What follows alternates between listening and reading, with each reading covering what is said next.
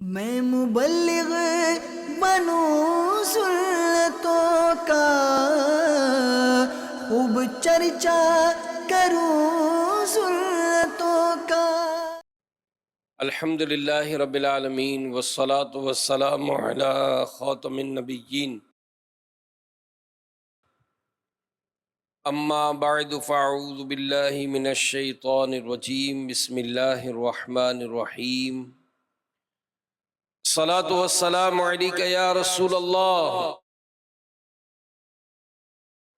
وعلی آلک وصحابک یا حبیب اللہ۔ الصلاة والسلام علیک یا نبی اللہ وعلی آلک وصحابک یا نور اللہ۔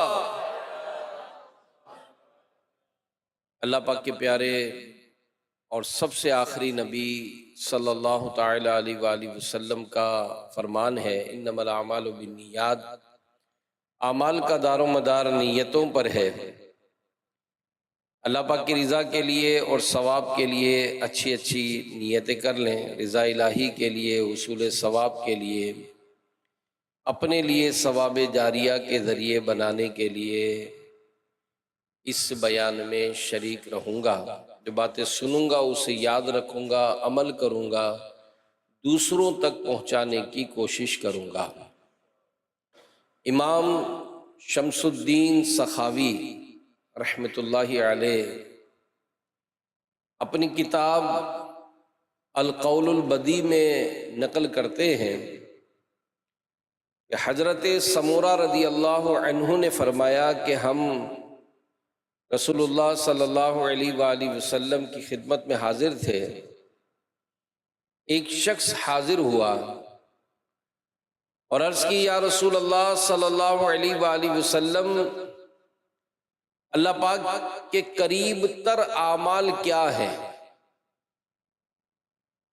تو حضور صلی اللہ علیہ وآلہ وسلم نے فرمایا، سچ بولنا اور امانت کا ادا کرنا۔ عرض کیا گیا مزید کچھ ارشاد فرمائیے۔ فرمایا تہجد کی نماز اور گرمیوں کے روزے۔ عرض کیا حضور مزید ارشاد فرمائیے۔ فرمایا ذکر اللہ کی کثرت کرنا اور مجھ پر درود پاک پڑھنا تنگ دستی کو دور کرتا ہے۔ گر پڑھیں صدق دل سے کافی ہے، جملہ حاجات کو درود شریف، پائیں گے چار پشت تک برکت، دل سے بھیجیں گے جو درود شریف۔ صلو علی الحبیب صلی اللہ تعالی علی محمد وعلی آلہ وصحبہ وبارک وسلم۔ قرآن پاک کی سورہ بقرہ، یہ دوسری سورت ہے، اس کی آیت نمبر 27 میں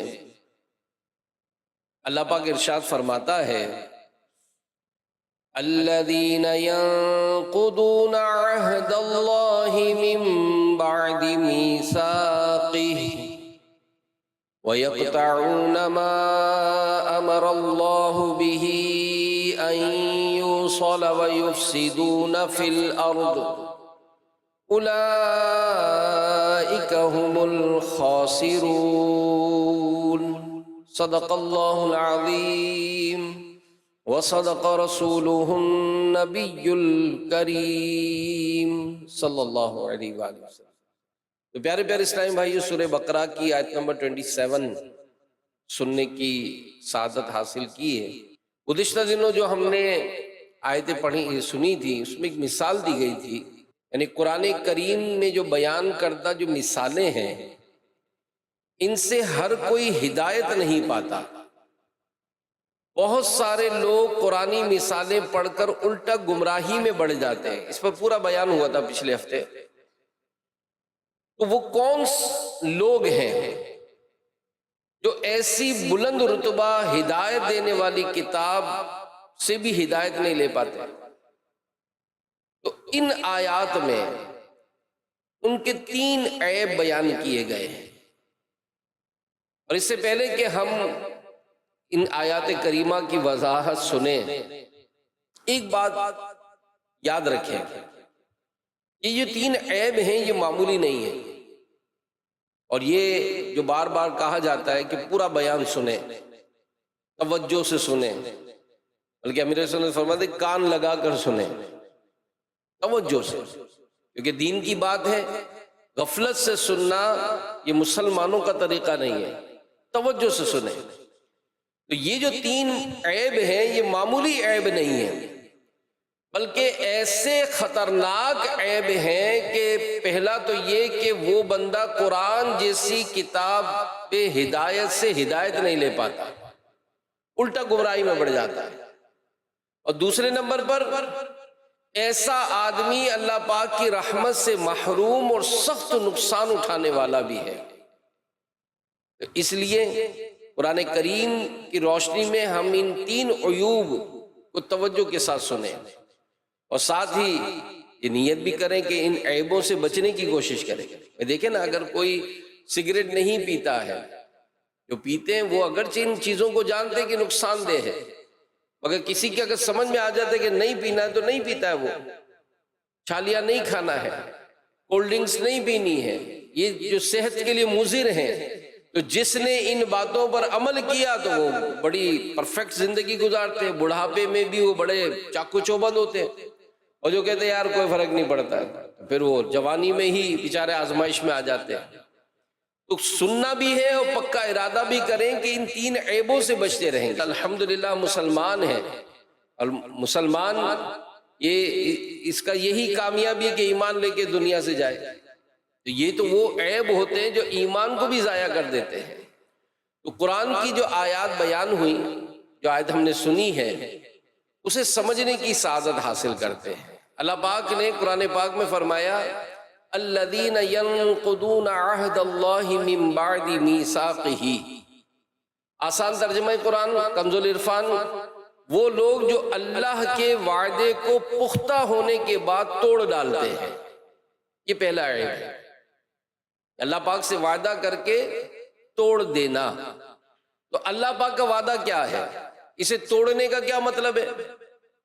اس کے ایک معنی علماء کرام یہ فرماتے ہیں کہ اللہ پاک کے وعدے سے مراد اس کے احکام، اس نے جو ارشادات فرمائے ہیں، جو حکم دیے ہیں وہ، اور اس وعدے کو توڑنے کا مطلب اللہ پاک کی نافرمانی کرنا۔ مثلا اللہ پاک نے نماز پڑھنے کا حکم دیا اور نماز نہ پڑھنا، اللہ پاک نے روزہ رکھنے کا حکم دیا اور بلا اجازت شرعی روزہ نہ رکھنا۔ اسی طرح اور جتنے احکام ہیں اور جتنی باتوں سے منع کیا ان سے نہ رکے، تو یہ اللہ پاک کے وعدے کو توڑنا ہوا، یعنی اللہ پاک نے جو حکم دیا ان کو حکم پر عمل نہ کیا، اور جن باتوں سے منع کیا اسے رکے نہیں، تو یہ اللہ پاک سے کیے ہوئے وعدے کو توڑنا ہے۔ مزید ارشاد فرمایا وَيَقْطَعُونَ مَا أَمَرَ اللَّهُ بِهِ أَن يُوصَلَ، ترجمہ اور اس چیز کو کاٹتے ہیں جس کے جوڑنے کا اللہ نے حکم دیا ہے۔ یہ دوسرا عیب ہے، ہر وہ رشتہ، ہر وہ تعلق جسے اللہ پاک نے جوڑنے کا حکم دیا اور بندہ اسے توڑ دیتا ہے۔ مثلا والدین کے ساتھ رشتہ نبھانا ہے، اس کا حکم ہے، اور والدین کے ساتھ تعلق توڑ دیا۔ بہن بھائیوں کے ساتھ نیک سلوک کا حکم ہے، ان کے ساتھ اچھا سلوک نہ کرنا۔ تیسرا ان سے تعلق توڑ دینا۔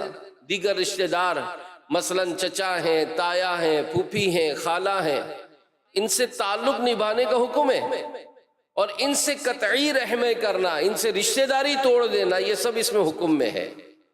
اور تیسرا جو عیب بیان کیا گیا وہ ہے وَيُفْسِدُونَ فِي الْأَرْضِ، کیا زمین میں فساد پھیلاتے ہیں، اور یہ مختلف صورتیں ہیں۔ مثلا ہر وہ عمل، ہر وہ کام، ہر وہ کلام، ہر وہ حرکت جو ہمارے گھر میں، گلی میں، محلے میں، معاشرے میں بگاڑ کا سبب بنے، ایسے کام کرنا یہ زمین میں فساد پھیلانے میں شامل ہے۔ مثلا کوئی شخص اعلانیہ گناہ کرتا ہے، اسے دیکھ کر دوسرے لوگ بھی نقل کرتے ہیں، یہ بھی زمین میں فساد کی ایک صورت ہے کہ جس کو کر کے لوگ دوسرے بھی گناہ کی طرف مائل ہوئے۔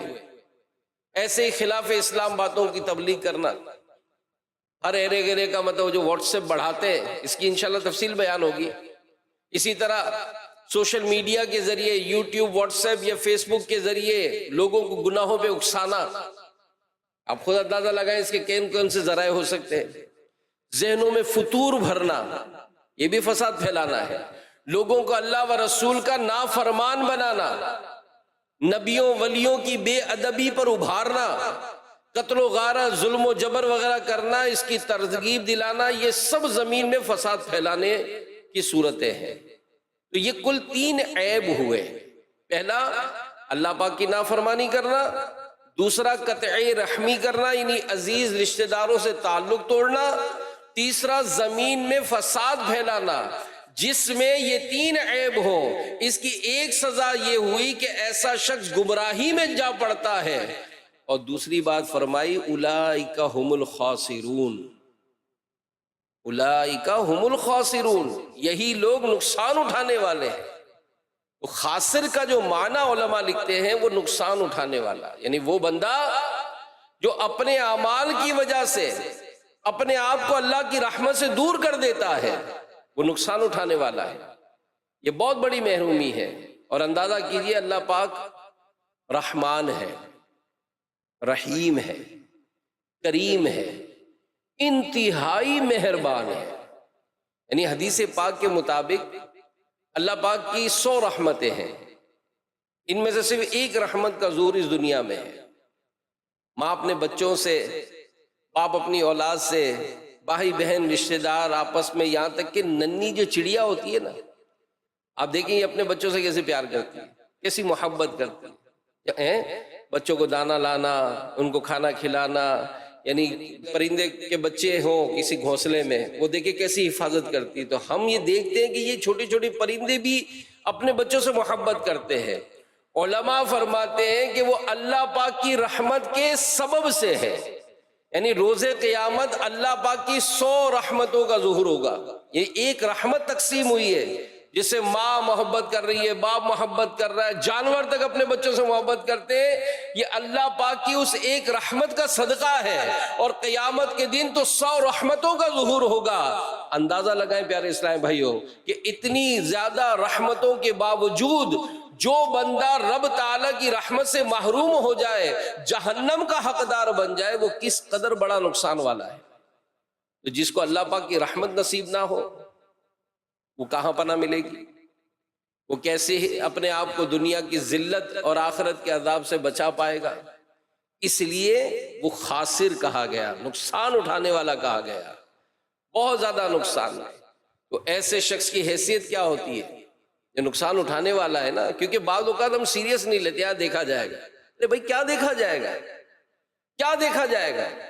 آپ اور ہم کتنے بڑے طاقتور ہیں، آپ باڈی بلڈر ہیں، ویٹ لفٹر ہیں، آپ کے پاس بڑی طاقت ہے، بہت سیکیورٹی گارڈ ہے، آپ کے پاس بڑا بڑا اسلحہ ہے، آپ کی پورا گروپ ہے، آپ کی ایک آواز پر جناب ادارے حرکت میں آ جاتے ہیں۔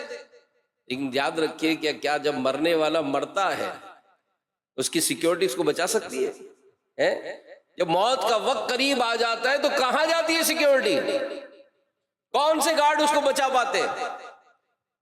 اتنا شخص کے ہر طرح کی احتیاط کر رہا ہے، کھانے میں، پینے میں، سونے میں، چلنے میں، یہاں تک کہ بعض تو ایسے بھی مالداروں کا سنا ہے کہ وہ جس ایریے میں بیٹھتے اٹھتے ان کو پورا فضاؤں کو بھی صاف کیا جاتا ہے تاکہ یہ جو صاحب ہیں ان کی سانس میں بھی کوئی مسئلہ نہ ہو، یعنی وہ آکسیجن بھی لیتے، وہ بڑی صاف ستھری لیتے، ہر طرح سے اس طرح کی احتیاط کرنے والا کیا موت سے بچ جاتا ہے؟ جب اس کی موت کا وقت آتا ہے تو کہتے ہیں نا کہ زندگی نام رکھ دیا کس نے، موت کا انتظار ہے دنیا۔ تو ہم دیکھتے ہیں یہ جب دنیا سے جانے کا وقت آ جاتا ہے تو کوئی نہیں بچا پاتا۔ لہذا بینگ اے مسلم، ایک مسلمان ہونے کی حیثیت سے ہمیں ان باتوں پر غور کرنا ہے کہ اگر خدا نہ خواستہ کسی سبب سے بھی، چاہے ایسا گندا لٹریچر پڑھ کر، ایسے گندے لوگوں کی باتیں سن کر، کسی کی صحبت میں بیٹھ کر، کسی کی باتوں میں آ کر، کسی کی کوئی آرٹیکل پڑھ کر دماغ خراب ہو ہی جاتے ہیں، کیا دماغ خراب ہو ہی جاتے ہیں۔ اچھا بھلا بندہ عقیدے کے لحاظ سے، عمل کے لحاظ سے بڑا اچھا ہوتا ہے، لیکن کیسے اسے برے لوگوں کے درمیان بیٹھنا یا ان کے ایسے ویڈیو کلپ سننا یا ان کا ایسا لٹریچر پڑھنا اس کے بالکل اس کو پاری کر دیتا ہے.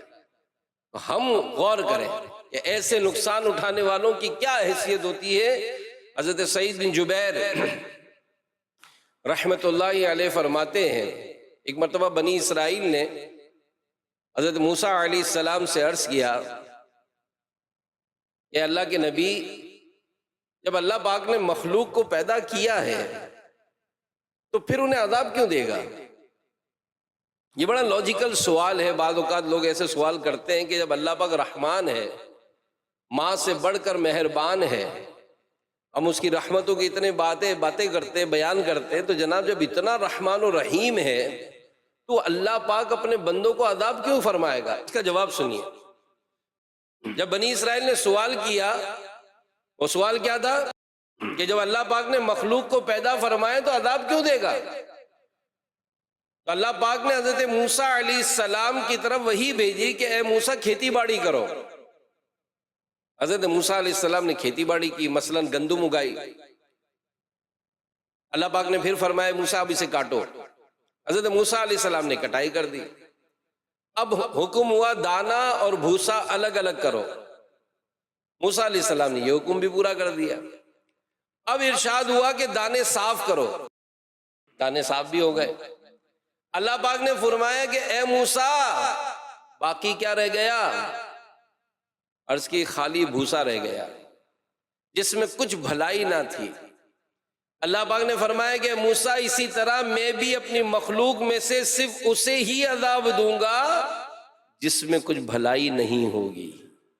بات سمجھیے، یہ ہے خاسر، یہ ہے نقصان اٹھانے والا بندہ، یہ ہے اللہ پاک کی رحمت سے محروم بندہ. اس کی حیثیت کیا ہے؟ یہ خالی بھوسے کی طرح ہے جس میں کوئی بھلائی نہیں ہے. تو اللہ پاک ہمیں ایسے خسارے سے محفوظ فرمائے. تو 3 عیب ہیں کہ جو بندے کو بے وقعت کر دیتے ہیں. پہلا عیب اللہ پاک کی نافرمانی کرنا، اس نے جو کرنے کا حکم دیا وہ نہ کرنا، جو نہ کرنے کا حکم دیا اس میں پڑ جانا. دیکھیں جاب کرتے ہیں، ہم جاب کرتے ہیں، ہم اداروں میں کام کرتے ہیں، ہم بزنس کرتے ہیں، کسی ملک میں چلے جاتے ہیں. آپ دیکھیں ہر جگہ کے بائی لاز ہیں. آپ کو جاب ملی جناب کہ صبح 9 بجے سے 5 بجے تک آپ کو نوکری کرنی ہے، ٹھیک ہے؟ آپ جائیں گے 10 بجے، آپ جائیں گے 11 بجے، آپ کریں گے اپنی مرضی سے چھٹی. 5 بجے کا ٹائم تھا، آپ مرضی سے آگے 3 بجے، چلے گا؟ آپ کو جو کام دیا وہاں سوئے رہے، چلے گا؟ یعنی چند ہزار روپے جو ہم کو دیتا ہے نوکری میں، ہم اس کا کام پورا کرتے ہیں اور پھر فخر بھی کرتے ہیں. پورا سال جناب میری ایک چھٹی نہیں ہوئی، مجھے الاؤنس ملے گا، میرا انکریمنٹ ہو جائے گا، سیٹ مجھ پر خاص شفقت فرمائے گا اس لیے کہ میں نے اس کا کام پورا کیا. یہ ہوتا ہے. کتنے ایسے مدنی چینل کے ناظرین ہوں گے جو اپنے اداروں میں مشہور ہوں گے کہ جناب اس کو دیکھ کر تو اب ٹائم ملا لو، یہ بڑا پرفیکٹ آدمی ہے. تو ہم دنیاوی کام کرنے میں پنکچوئل ہیں. کسی ملک میں جاتے ہیں تو جناب ایک جگہ جانا ہوا، کسی سبب سے ان کا کوئی چالان ہو گیا تو وہ آپس میں باتیں کرنے، یار 15 پوائنٹ کم ہو گئے، اب بڑی احتیاط کرنی پڑے گی. میں نے کہا 15 پوائنٹ سے کیا مراد؟ تو کہا ہمارے اصول ہے کہ اگر قانون توڑتے توڑتے 100 پوائنٹ اگر کٹ گئے تو آپ 5 سال تک بینڈ ہو جائیں گے، آپ ڈرائیونگ نہیں کر سکیں گے پھر اس ملک میں. اب آپ بتائیں کہ ملک میں رہنا ہے تو ہر چیز کی احتیاط ہو رہی ہے، جانے میں احتیاط ہو رہی ہے. جیسا امیر ارسل فرماتے ہیں کہ بعض ملک ایسے ہیں جس میں روڈ پر یوں دندناتے ہوئے گھومتے نہیں ہیں، وہ زیبرا کراسنگ کے علاوہ روڈ ہی پار نہیں کرنا ان کو، ورنہ ان کو فائن ہو جاتا ہے. گاڑی بغیر پارکنگ کے، آپ پارکنگ نہیں بلکہ اس کی لائنیں کھینچی ہوئی ہوتی، اس لائن کے درمیان ہی کھڑی کرنی ہے ورنہ آ جائے گا پرچہ آپ کو. تو پتہ چلا کہ یہ جو اصول ہوتے ہیں ان میں بڑی پنکچولیٹی ہوتی ہے. تو اللہ پاک نے جو حکم دیا وہ نہ کرنا، اور جس کو منع کیا کہ یہ نہ کرو اس میں پڑ جانا. یاد رکھیے کہ اللہ پاک اور اس کے رسول کی نافرمانی یہ ذلت و رسوائی کا سبب ہے. جو بندہ رب تعالیٰ کی نافرمانیاں کرتا رہتا ہے توبہ نہیں کرتا، اللہ پاک کی طرف رجوع نہیں لاتا، اللہ پاک کی بارگاہ میں ذلیل و رسوا ہو جاتا ہے۔ اللہ پاک کی طرف سے اس کی اللہ کی بارگاہ میں کوئی وقت نہیں رہتی، اور جو بندہ اللہ پاک کی بارگاہ میں رسوا ہو جائے، اللہ پاک کی بارگاہ میں اس کی کوئی وقعت نہ رہے، کوئی ویلیو نہ رہے، اسے کہیں عزت نہیں ملتی۔ پارہ 17 سورہ حج کی آیت نمبر 18 میں رب تعالیٰ فرماتا ہے وَمَن يُهِنِ اللَّهُ فَمَا لَهُ مِن مُكْرِمٍ، ترجمہ کنز ایمان، اور جسے اللہ ذلیل کرے اسے کوئی عزت دینے والا نہیں۔ صراط الجنان میں تفسیر قرآن جو ہے اس میں لکھا ہے، معلوم ہوا کہ عزت و ناموری کسی قوم یا فرد کی میراث نہیں ہے۔ بڑے خاندان والا اسی کی بڑی عزت ہے، یہ بڑا ایجوکیٹڈ ہے جناب اس کی عزت ہے، نہ نہ، یہ بندہ کوئی چاہے کیسے ہی سیاہ کام کرتا پھرے، اپنا نامہ اعمال گناہوں سے بھر لے، کردار نافرمانیوں سے داغدار ہو، اس کے باوجود وہ عزت دار ہو کر زندگی گزارے گا؟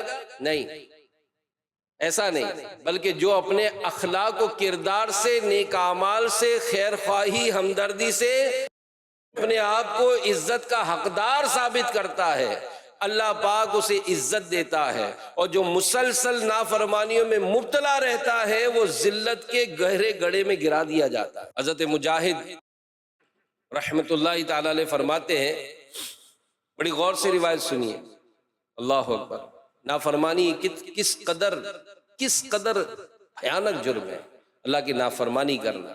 جب قحط یعنی جب یہ اناج اگنا بند ہو جائے، بارشیں رک جاتی ہے، مجاہد رحمت اللہ تعالیٰ علیہ فرماتے ہیں کہ جب قحط شدت اختیار کر لیتا ہے، بارشیں رک جاتی ہیں، تو جانور نافرمانوں پر لعنت بھیجتے ہیں اور کہتے ہیں کہ یہ قحط سالی انسان کے گناہوں کی وجہ سے ہے۔ اللہ اکبر، اے عاشقان رسول غور فرمائیے، اس سے بڑھ کر اور کیا ذلت ہوگی کہ انسان اشرف المخلوقات ہے، مگر جب یہ گناہ کرتا ہے، اس کی نافرمانیاں حد سے بڑھتی ہیں، تو جانور جو ہم سے کئی درجے کم تر ہیں وہ بھی انسان کو برا بھلا کہتے ہیں۔ معلوم ہوا کہ جو انسان نافرمان ہے وہ اپنی فضیلت کھو بیٹھتا ہے اور درجہ انسانیت سے گر کر ذلت کے گہرے گڑھے میں گر جاتا ہے۔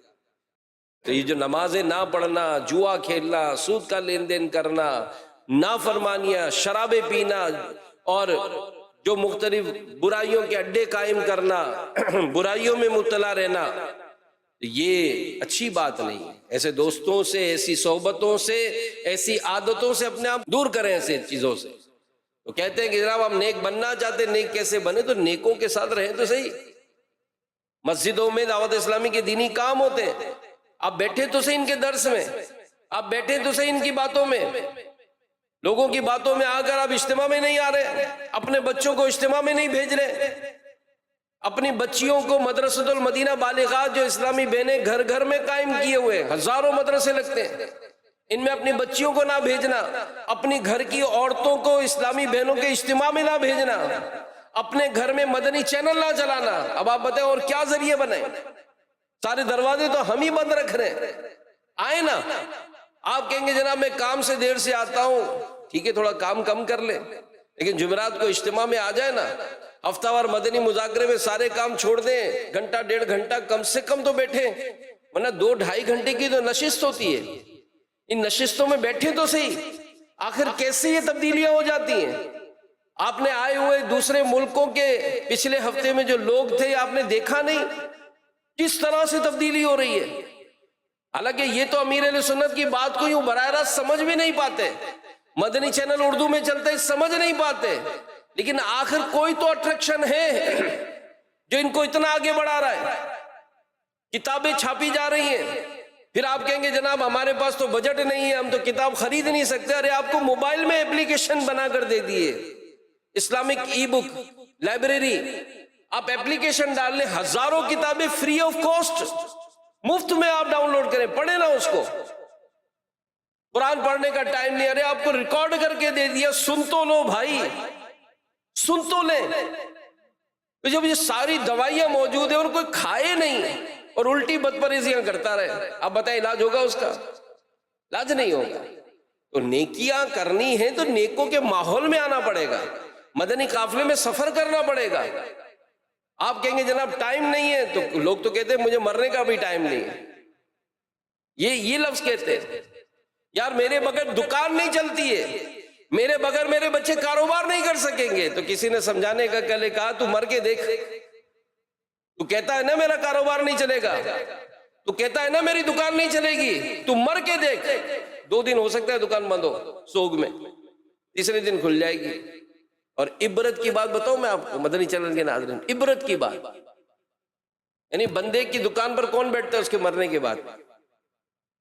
اس کا مخالف، جس کو یہ الاؤ نہیں کرتا تھا میری دکان پہ نہیں آنا۔ بعض ہوتے ہیں ایسے غصے والے رشتہ داروں سے جو تعلق توڑے، اے خبردار میری دکان پہ نہیں آنا، کل اس کے مرنے کے بعد وہی اس کی دکان پہ بیٹھا ہوتا، میری گاڑی کو ہاتھ نہیں لگانا، اس کے مرنے کے بعد وہی اس کی گاڑی چلا رہا ہوتا ہے۔ یہ آنکھوں دیکھی بات ہے۔ پیارے پیارے پیارے اسلامی بھائی، ہم اللہ کی فرما برداری کی طرف آئے۔ حضرت وہب رحمت اللہ تعالیٰ نے فرماتے ہیں کہ اللہ پاک نے انبیاء بنی اسرائیل میں کسی نبی علیہ السلام کو وہی فرمائی، بندہ جب میری اطاعت کرتا ہے میں اس سے راضی ہو جاتا ہوں، اور جب میں اس سے راضی ہو جاتا ہوں اسے برکت عطا فرماتا ہوں۔ یہ تہجد پڑھنا، اشراق چاش پڑھنا، یا آپ کو ترغیب دلائی تو آپ نے روزانہ 1200 دفعہ درود شریف پڑھنے کی کوشش کی، آپ کو سورہ اخلاص پڑھنے کی ترغیب دلائی، آپ نے روزانہ 100 مرتبہ سورہ اخلاص پڑھنے کی کوشش کی، الحمدللہ۔ یہ کیا ہے؟ یہ نیکی ہے۔ اس نیکی سے رب تعالیٰ راضی ہوتا ہے، اور فرمایا جس سے میں راضی ہوتا ہوں اس کو برکت عطا فرماتا ہوں۔ اور جب بندہ میری نافرمانی کرتا ہے، اللہ پاک نے وہی فرمائی انبیاء بنی اسرائیل میں سے، میں اس سے ناراض ہو جاتا ہوں، اور جب میں ناراض ہو جاتا ہوں اس پر لعنت برساتا ہوں، اور میری لعنت اس کی 7 پشتوں تک پہنچتی۔ بندہ خود تھوڑی برباد ہوتا ہے، نسلیں برباد ہو جاتی ہیں۔ کیوں؟ شراب پیتا تھا، کیوں جوا کھیلتا تھا، کیوں سود کا لین دین کرتا تھا، دھڑلے کے ساتھ۔ ہم کسی کے باپ سے نہیں لڑتے، ٹھیک ہے، آپ سے کوئی نہیں لڑے گا، آپ سوچو تو صحیح اپنی نسلوں کو دے کیا جا رہے ہو؟ ارے آپ تہجد گزار اور عبادت گزار بن جاؤ، دیکھو آپ کی نسلوں میں عالم پیدا ہوں گے، حافظ پیدا ہوں گے، دین کے خدمتگار پیدا ہوں گے۔ لیکن آج اس کو نوٹس نہیں لیا جاتا۔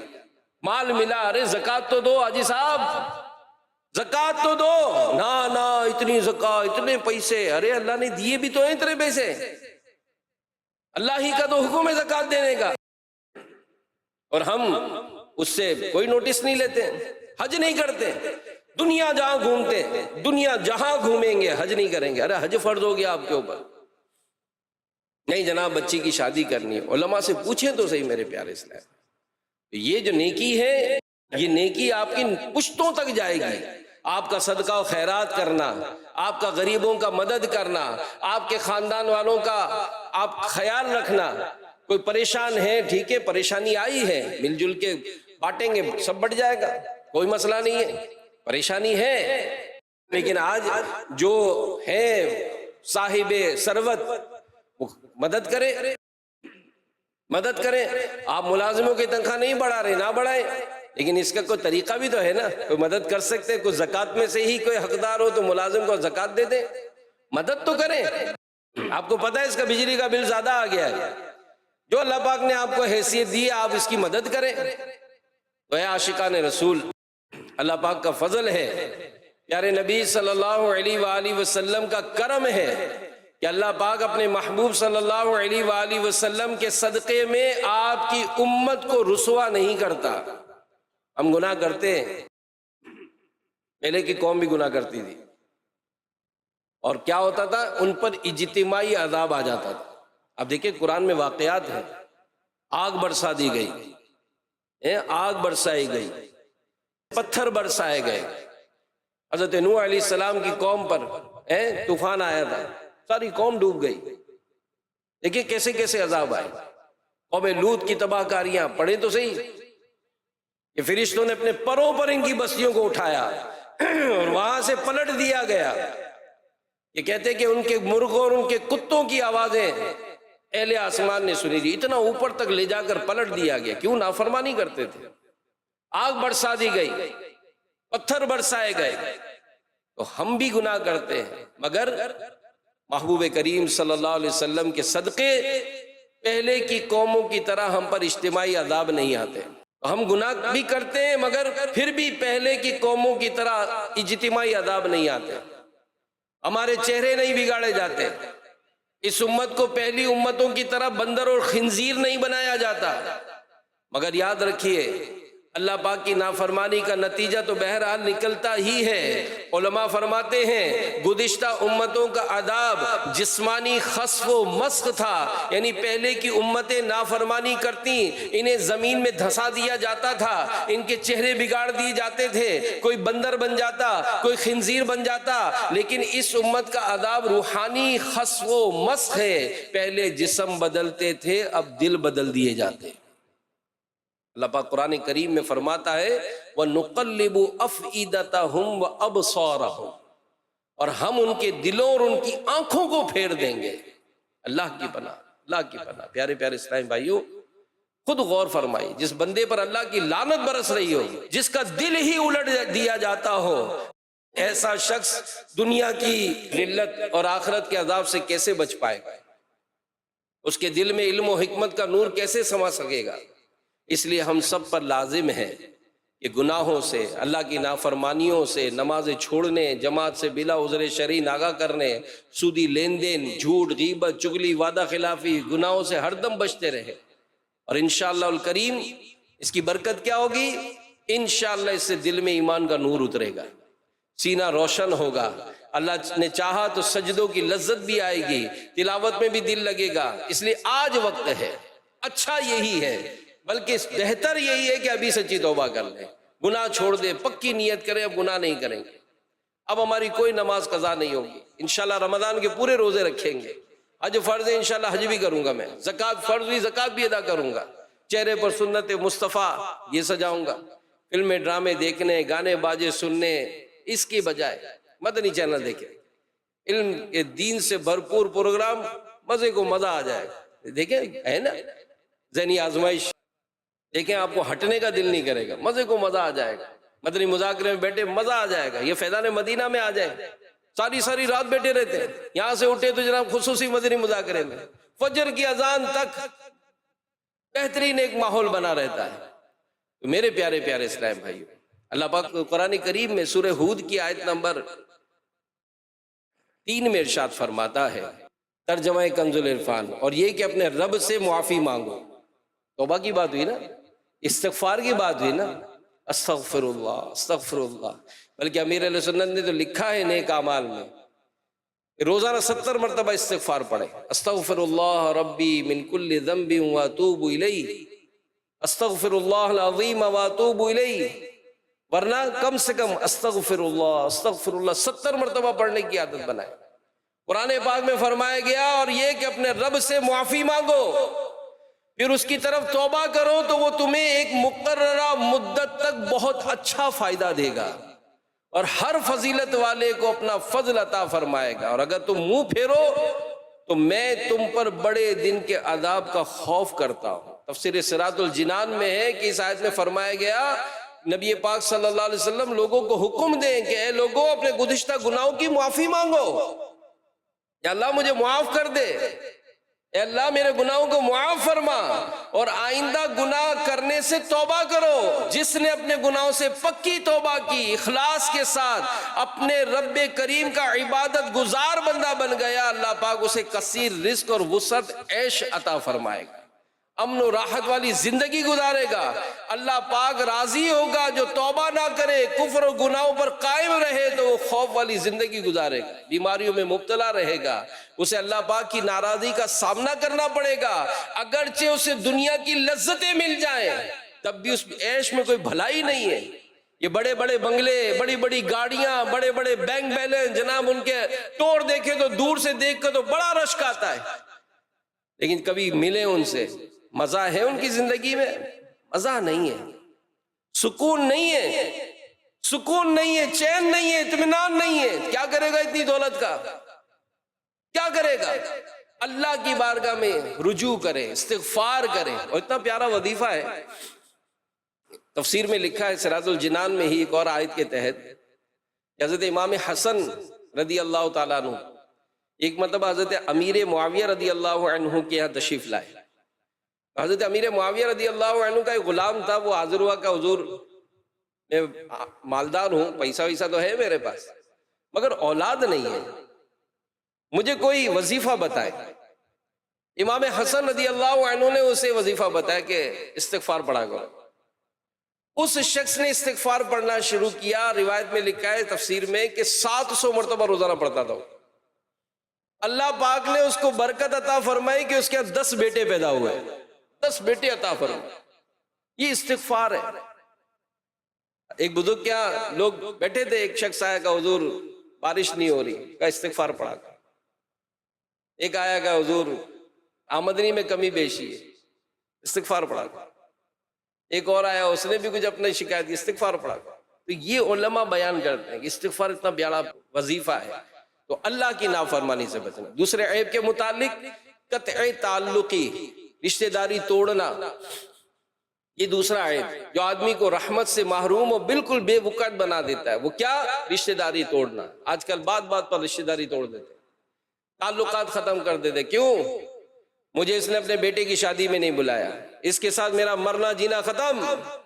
ایک کہتے ہیں میرے جنازے میں تو نہیں آنا، تیرے جنازے میں میں نہیں آؤں گا.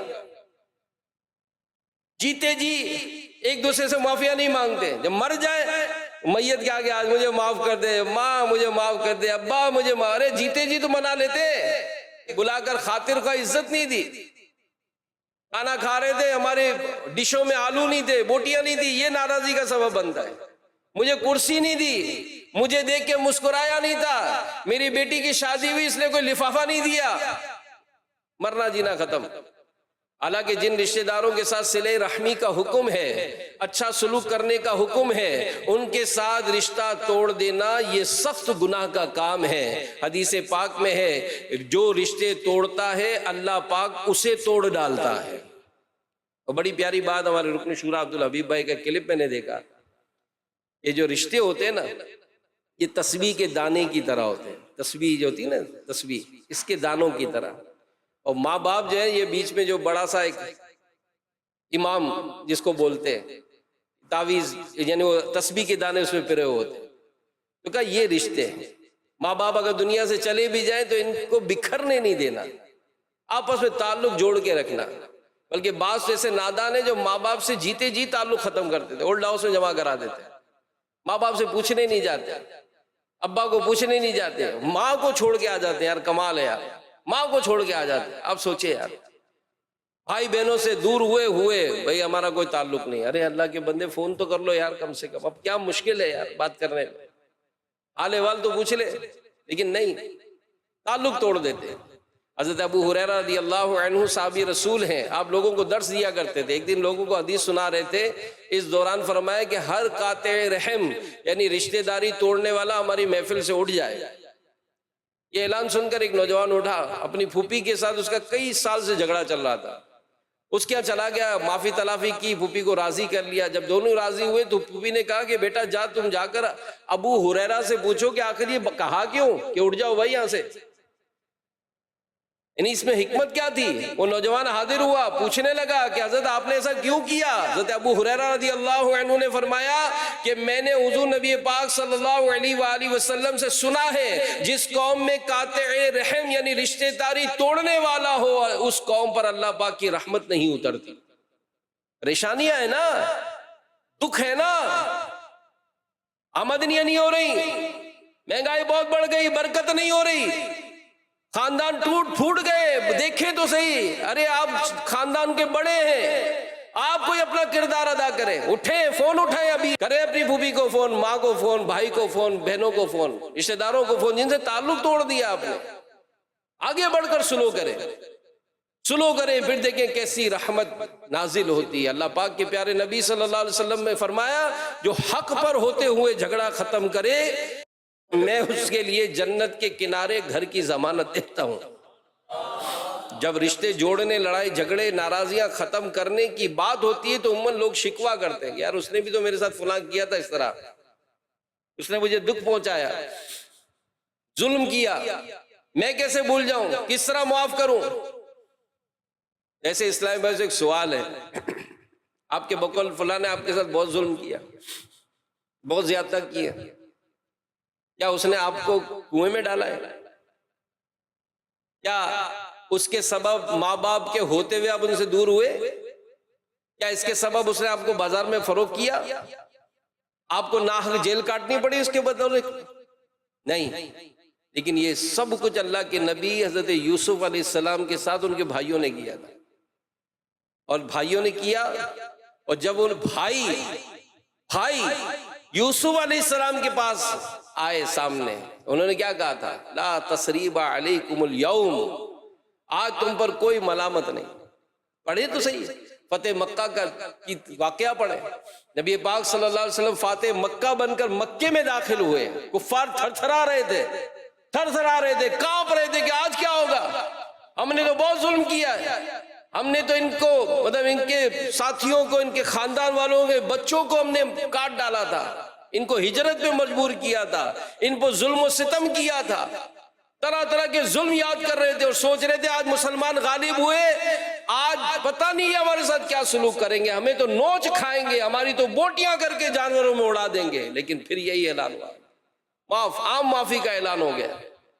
یہ اسلام ہے، یہ اسلام کا حسن ہے، اور جو رشتہ داری کے ساتھ رشتہ داری کا میں اچھا سلوک کرتا ہے، حضرت ابو اللہ سمرقندی رحمت اللہ تعالیٰ علیہ فرماتے ہیں صلہ رحمی، رشتہ داری جوڑنے کے 10 فائدے ہیں۔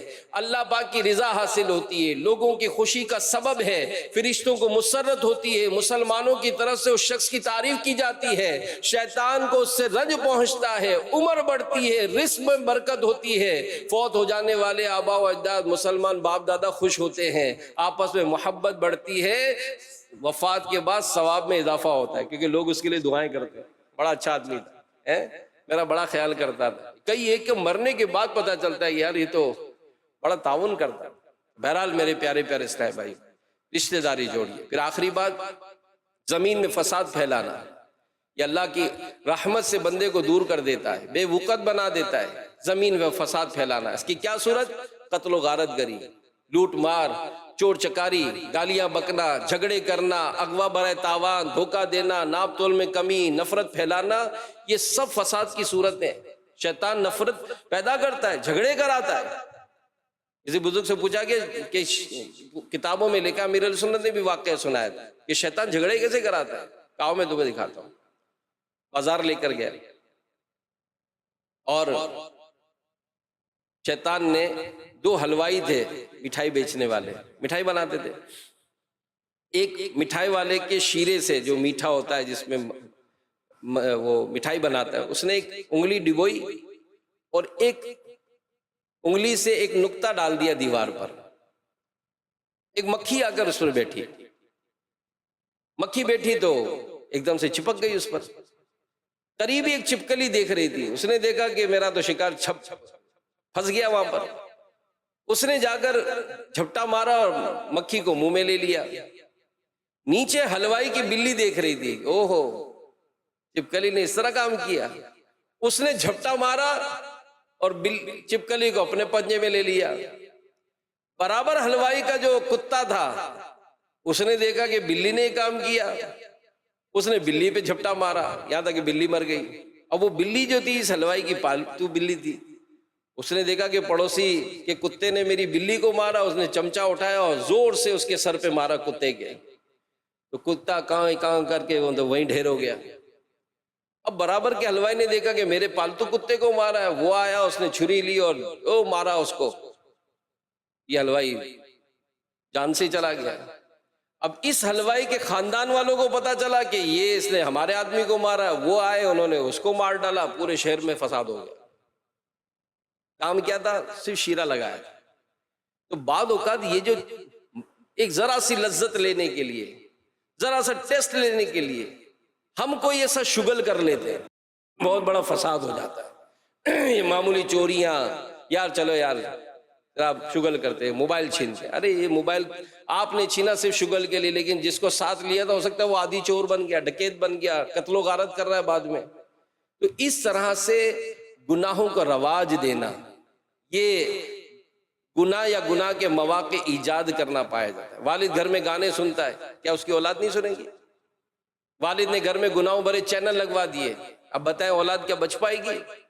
انٹرنیٹ کے استعمال کی جو چھوٹ ہے اس میں نہ جانے کیا کچھ دیکھا جا رہا ہے، ایسے اعلانیہ گناہ کرنا، فیشن، استغفر اللہ، کوئی شادی کی تقریب ہو جائے تو سارے ریکارڈ توڑ دیے جاتے ہیں۔ تو بہرحال میرے پیارے پیارے اسلامی بھائیو، اللہ پاک قرآن پاک میں فرماتا ہے وَلَا تُفْسِدُوا فِي الْأَرْضِ بَعْدَ إِصْلَاحِهَا، اور زمین میں اس کی اصلاح کے بعد فساد برپا نہ کرو۔ یعنی اللہ پاک نے رسول بھیجے، شریعت کے احکام بیان ہوئے، نیک کاموں کی دعوت دی گئی، گناہوں سے منع کیا گیا، گناہ سرکشی نہ کرو۔ یار شادی ہے نا، یار شادی ہے، تھوڑا بہت تو چلے گا، شرابیں رکھ رہے ہیں مسلمان کہلانے والے، نہ کریں۔ ایسے بیہودہ ڈانسروں کو بلا کر اپنے فنکشنز کرائے جاتے، پھر کہتے ہیں شادی خانہ آبادی، کیسے ہوگی شادی خانہ آبادی، کیسے برکت ہوگی؟ تو بہرحال میرے پیارے پیارے اسلامی بھائیوں، اللہ پاک ہمیں عقل سلیم عطا فرمائے اور شریعت و سنت کے مطابق زندگی گزارنے کی توفیق عطا فرمائے۔ دعوت اسلامی کے دینی ماحول سے وابستہ رہیں، اجتماعات میں شرکت کریں، مدنی قافلوں میں سفر کریں، مدنی چینل دیکھیں۔ اللہ پاک ہمیں عمل کی توفیق عطا فرمائے، آمین، بجاہ النبی الامین صلی اللہ علیہ وآلہ وسلم۔ میں مبلغ بنوں سنتوں کا، خوب چرچا کروں سنتوں کا۔